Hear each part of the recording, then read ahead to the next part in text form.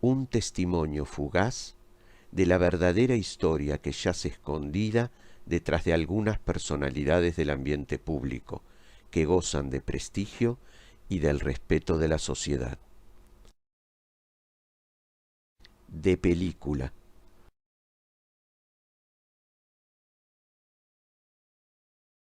Relato de ficción. A pesar de los extraños comportamientos en la escuela, Imanol había sabido mostrar aceptables parámetros de normalidad una vez recibido su diploma de bachiller. Conoció a Joly en la Universidad de Filosofía y Letras, donde los únicos exámenes que aprobó fueron los de ingreso. De la misma manera que entró a la Casa de Altos Estudios, así salió, pero de la mano de su novia, la que sería su esposa a los 6 meses de haberse conocido y la que le daría una hermosa hija de nombre Sara a los 9 meses de haber contraído matrimonio. Sara era también el nombre de la madre de Imanol, de misteriosos orígenes judíos, y que acababa de fallecer meses antes de nacer su nieta. La madre se había ido sin develar al hijo quién había sido su padre. Asimismo, un velo de misterio y secreta intimidad cubría a los demás familiares del entonces pequeño Imanol, el que debió crecer y vivir acompañado de una progenitora desaprensiva, indiferente, intentando no compartir nunca con el hijo otra cosa que no fuera su vínculo sanguíneo. Ni siquiera pudo saber de niño qué significaba ese largo número grabado en el brazo de su madre. Solo de adulto pudo enterarse que dicho tatuaje lo llevaban los que habían pasado parte de sus vidas en los campos de concentración nazis. El nombre impuesto a su hija, Sara, fue el primer acto de suave y educado despotismo aplicado por Imanol en la relación con Joly. Ella no sabía que su marido no había tenido nunca amigos, que en una oportunidad había secuestrado a Yoyo, el gato de la escuela, y sin que nadie supiera, se lo había llevado a las afueras de la ciudad, donde a 1 kilómetro se encontraba un lugar al que llamaban La Pandera. Era el basural de toda la ciudad y allí llegaban cantidades de camiones y arrojaban los despojos. Imanol roció a Yoyo con combustible, pero haciendo hincapié en empapar con el líquido solo la mitad trasera de su cuerpo. Le prendió fuego y se quedó mirando, escuchando y llorando, mientras no dejaba de filmar las escenas de terror desde todos los ángulos posibles con su Super 8. Nunca nadie se enteró de lo que había hecho. Tampoco nadie sabía dónde había obtenido la cámara filmadora. Él no tenía dinero suficiente como para adquirir una, y su madre no se la había comprado. Pero Imanol no era un joven de mentira fácil, ni de estar inventando historias. Las personas que deseaban saber cómo la había obtenido, sencillamente se quedaban con las ganas de saberlo. Al sótano de la casa solo tenía acceso él, situación que no le presentaba problemas debido al desinterés mostrado por la madre para visitar aquel inhóspito lugar. Allí el joven y extraño Imanol juntaba todo tipo de insectos e incluso algunas ratas.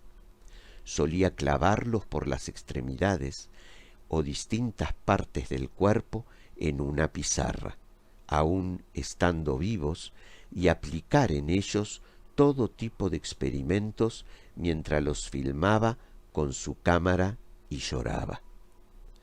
Estando solo en casa, y luego de largos años de permanente actividad, se inició un incendio en el sótano que acabó con todo. debido a que éste no ocasionó daño alguno a personas y fue sofocado por el mismo Imanol con el extinguidor que la madre tenía en la casa, se pudo evitar el registro e inspección ocular del lugar y consecuente análisis de la posible causa que había originado el siniestro. Tampoco existía una póliza de seguro que obligara a llevar a cabo dichos requisitos. Con aquel incendio se acabaron para siempre las macabras actividades del muchacho. Nadie nunca supo que el fuego había sido provocado de manera intencional y que Imanol había sido su protagonista. También había sido filmado por él. Parecía empezar una nueva etapa para el joven, que vio de a poco volcar todas sus aptitudes e inquietudes en la filmación. Consiguió trabajo en una casa de fotografía y revelado mientras terminaba su último año en la escuela. Luego continuó trabajando y utilizando sus ingresos para el desarrollo de su apasionante profesión. Se inscribió en la universidad para recibir un considerable importe de dinero que la madre tenía depositado para él cuando cumpliera su mayoría de edad y con la condición de que continuara estudiando. Pero el único título con el que supo obsequiar a la madre fue el de esposo y luego de fallecida ésta, el de padre. Pasaron años en la mediocridad de la nueva familia, hasta que a Imanol se le presentó la oportunidad de viajar a los Estados Unidos de América, a estudiar dirección cinematográfica al mejor nivel. El proyecto era ambicioso y costoso, pero él tenía ahorrado suficiente dinero y estaba dispuesto a todo para cumplir su sueño. Su relación con Jolie y su hijita Sara era tan distante y ausente de afecto que no tuvo necesidad de tratar el tema con ellas. Solo se remitió a avisarle a su mujer para que le preparara una valija mediana con ropa, a la que agregó sus pertenencias personales. La pequeña Sarita se enteró sobre el viaje del padre al escucharlo dar la noticia a la madre. El día de la despedida llegó sin que nadie supiera cuándo regresaría. Un beso en las mejillas de cada una de sus mujeres y una complaciente sonrisa era todo lo que Imanol tenía para ofrecerles. Una extraña mirada de adormilado afecto se dibujaba en madre e hija. La imagen del avión internándose en el cielo produjo relajación en el rostro de Jolie. La liberación de una extraña autoridad en la atmósfera y del alejamiento de posibles peligros la relajaron aún más, pero en el fondo sabía que lo amaba y lo echaría de menos. Habían transcurrido largos meses de intensa labor para Imanol. Estaba contento con todo lo que había logrado aprender, pero el dinero se le acababa. A su mujer le enviaba estrictamente el necesario, sin lujos para ella ni para su hija. En vano buscó una salida laboral en los Estados Unidos, donde el mercado se encontraba saturado de personas muy capaces en la profesión, y a pesar de que Imanol se manejaba bastante bien con el idioma inglés. Derrotado, pero sin perder las esperanzas, volvió a su país, su hogar, sus mujeres. El reencuentro fue fugaz por parte de él, como si se estuviese yendo en vez de llegar. Jolie lo encontró más extraño que nunca. La pequeña Sarita lo miraba con insistencia, buscando perpleja al padre en aquel hombre. Ambas encontraron solo un parecido físico con el individuo que hacía un año las había abandonado, lo único que les había permitido identificarlo. Con el paso de los días, Jolie pudo comprobar que su marido había regresado más cambiado que nunca. Aunque le tomó muy poco tiempo, luego de contraer matrimonio, descubrir un ser muy extraño en él, pero nunca había llegado a los extremos de comportamiento con los que su pobre mujer debió lidiar luego. Vivía entre atemorizada y sorprendida, debiendo también calmar los nervios y la ansiedad de la pequeña Sarita, hasta que sucedió lo peor, lo que nunca Jolie hubiese podido imaginar. Hacía al menos una semana que Imanol llegaba a la casa a altas horas de la noche, casi al amanecer. Encontraba, como era de suponer, a su mujer e hija durmiendo y exigía se lo dejara dormir hasta las 6 de la tarde. No era esta su costumbre, pero así lo había decidido él y así se hacía. Esa tarde, Jolie llegó a la casa con la hija, a la que había ido a recoger a la escuela. Ambas se habían descalzado según estrictas instrucciones de Imanol para evitar que el menor ruido lo despertara. Jolie hizo señas a su hija para que en silencio se dirigiera a su habitación. Continuó sigilosa encaminándose a la suya. Luego de corroborar que su marido dormía, se iría a recostar en el sofá del living. La comida ya estaba preparada para cuando Imanol despertara. Jolie llegó en puntas de pie hasta la entrada del dormitorio y se asomó por el marco de la puerta. Horrorizada se tomó la cabeza. Su llanto y sus gritos se mezclaban en un tétrico sonido. A pasos cortos entró, se detuvo, quiso salir pero no pudo. Su brote de histeria estaba cercano al desvanecimiento.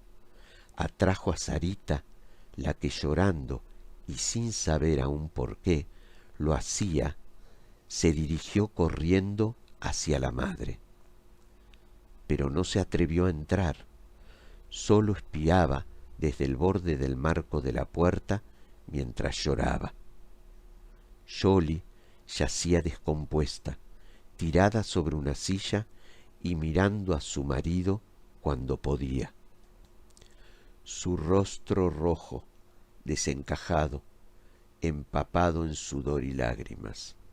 Mientras tanto, el timbre de la casa sonaba con insistencia. Los vecinos del edificio se habían agolpado en la entrada al apartamento. Imanol yacía recostado en la cama sobre un almohadón. Parecía dormido, salvo por el orificio de bala en su frente y una mancha de sangre en el pijamas a la altura del corazón. De pronto, y en medio de la trágica escena, Jolie vio a su marido moverse. Imanol abrió sus ojos y sonriendo se incorporó. Sin decir palabra la abrazó, besó su frente mojada y mirándola con cariño le señaló un ángulo cercano al cielo raso en un rincón de la habitación. Jolie pudo observar una cámara que los filmaba. Empezó a temblar de manera incontenible entre los brazos de aquel hombre. Imanol besó sus desgarbados cabellos mientras la liberaba y le decía, mirando también a Sarita, que no dejaba de llorar: al menos hemos comprobado que me quieren. Hay amor en esta familia. Apretó el botón stop de su cámara y saliendo ya del triste escenario, se dirigió nuevamente a su mujer. No aguanto más este timbre. Cariño, sal y diles que no ha pasado nada. Y se dirigió al baño a remover el maquillaje de sus supuestas heridas mortales. Unos meses después, Imanol recibió una misiva de los estudios Dreaming Stories en Hollywood, Estados Unidos de América. Viajó de inmediato. Una semana antes, En la madrugada, cuando él ya no acostumbraba a pernoctar en la casa, se desató un misterioso incendio en la misma mientras Jolly y Sarita dormían. El insomnio de un vecino y su buen olfato permitió avisar a tiempo al cuerpo de bomberos. Así pudieron madre e hija salvar sus vidas, aunque las manchas y cicatrices en sus cuerpos marcarían de por vida la magnitud de la tragedia. Pero no hay mal que dure 100 años. Fuertes vientos de cambio llegaron a sus vidas. Pasaron los años y nada supieron de Imanol. Jolly encontró en David a su nueva pareja y padrastro ideal para Sarita. Una nueva familia renació de las cenizas. Una noche se encontraban los tres reunidos observando el espectáculo anual de entrega de los premios Oscar. El anfitrión anunciaba al ganador como mejor director. And the Oscar goes to... Jolly atinó a activar el control remoto apagando el televisor, aunque nunca supo si Sarita llegó a reconocer la figura del padre recogiendo el premio. En aquel momento David propuso salir los tres a cenar fuera.